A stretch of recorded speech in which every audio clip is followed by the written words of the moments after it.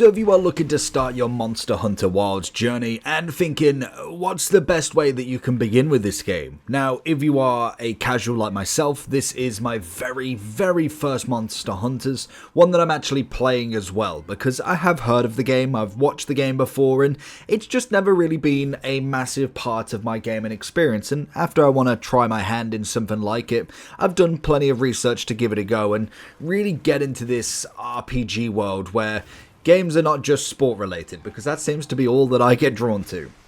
But after doing a lot of research and figuring out what's the best way that you can actually start this game, I'm not talking about mid or end game content or rising through the ranks into them at really high levels. I'm talking from the first couple of hours of gameplay. What is the best thing to do? How do you do it? What do you want to spend your time on? Because with games like this, you can spend a lot of the time just faffing. Now, other than maybe going over a few settings that obviously you want to try out depending on your setup and how you want it, I know there is the arachnophobia, I want to say, that I don't think I have, but it seems to be on games it really acts up, so I do have to put it on, otherwise I physically cannot play these games, especially when things chase you like that. It doesn't work for me.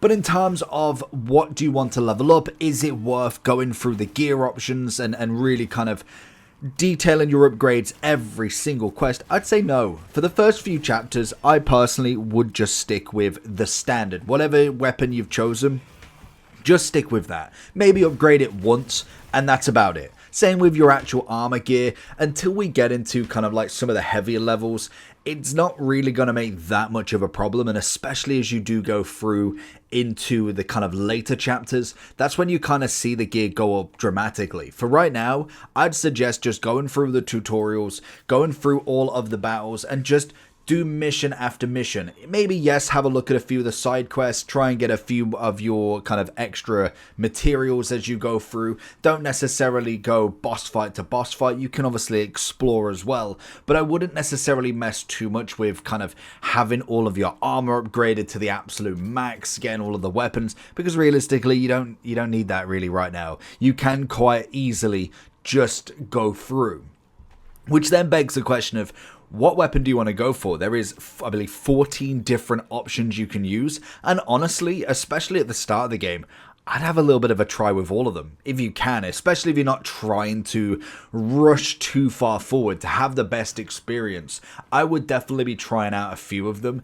Personally, my favorite is always going to be what's synonymous with the Monster Hunters. And one thing that really got me interested in the franchise is the Greatsword. I was always interested to see how that actually works and how it feels in game. It's a very big hitter, but there's loads and loads of options, from ranger to dagger to sword and shield. I would say the mace is looking pretty good as well, but for me, I think the Greatsword is kind of the reason why you play it. Like that is the whole point of it, is having that absolutely gigantic sword, seeing that hit. Yes, obviously you're not necessarily the most mobile attacker in the world, which isn't my favorite. Maybe I will swap out later on in the game, but once you get a hit going, it does look pretty good.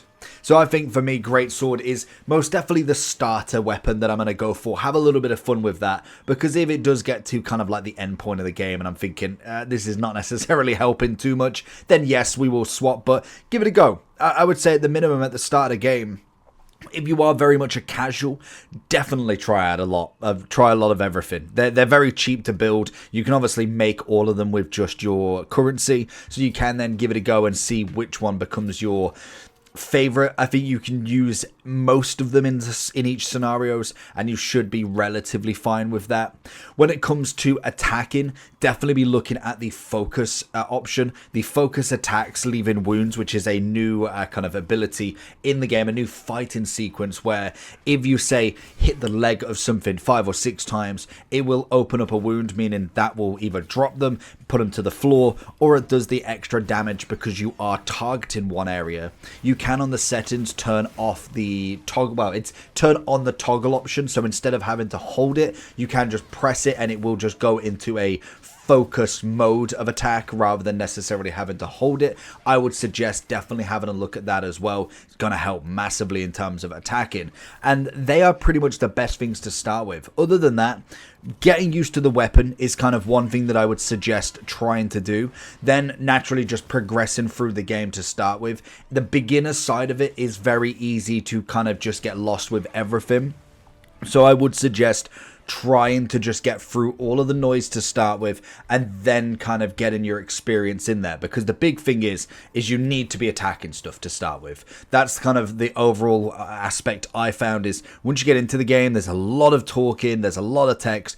I just want to get into it first, so I would just bypass all of the starter menus of kind of all the rubbish as such, and I would listen to somebody else explain that rather than necessarily going through every single person's messages. Doing the side quests is always another nice thing to do, especially with these sorts of games that do require levels or do have levels.